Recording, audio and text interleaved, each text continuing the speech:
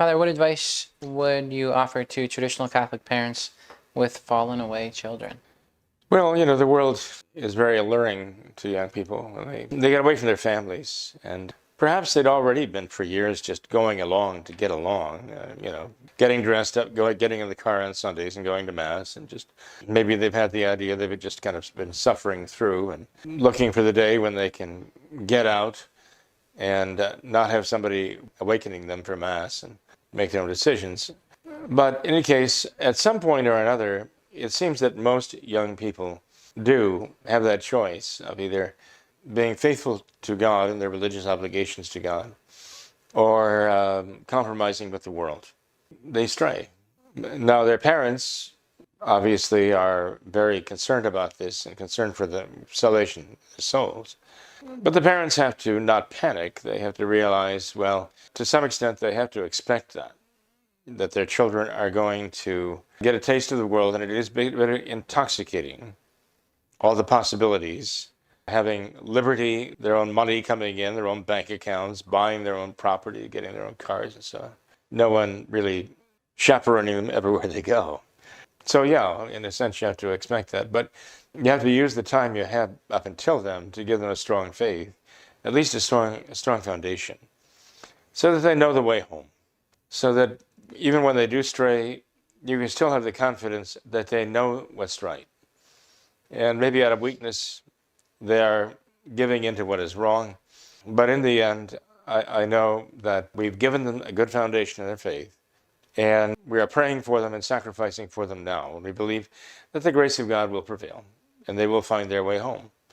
Once the hangover of the world passes, and they realize that the world cannot deliver on the promises of happiness, they'll find their way back to God. It's very important, though, the parents not drive the children away.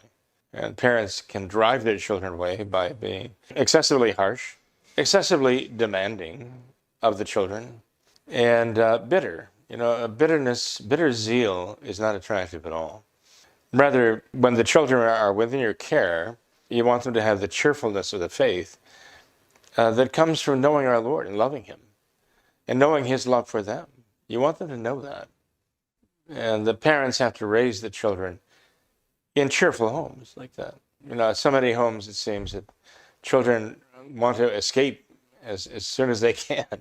That's tragic, that they would think that way, that I have to get away from this house as much as I can here because it's rather grim. But if parents actually raise their children with a true faith and hope and genuine love for charity, their homes will be like havens here on earth. The children will love to be there and love to have their friends there. When they do leave the home to start their own families, they'll want their homes to be just like the homes that they were raised in. It won't happen with all. Let's face it, in every family, there's a variety. When you have two children, they're not going to be, let's say, bookends. They're not going to be perfect replicas of each other, let alone, 6, 7, 8, 9 children. You're going to have a real variety. God does love that variety. It's true. And there'll be the rebels and so on. We'll have to find out the hard way. There'll be those who will have the wisdom to be able to learn from others' mistakes and avoid them. There'll be those who are at least are intelligent enough to learn from their own mistakes and humble enough to learn from their own mistakes. And sadly, there'll be those who are neither wise enough to learn from others' mistakes or humble enough to learn from their own mistakes. But even there, prayer will have to reach them.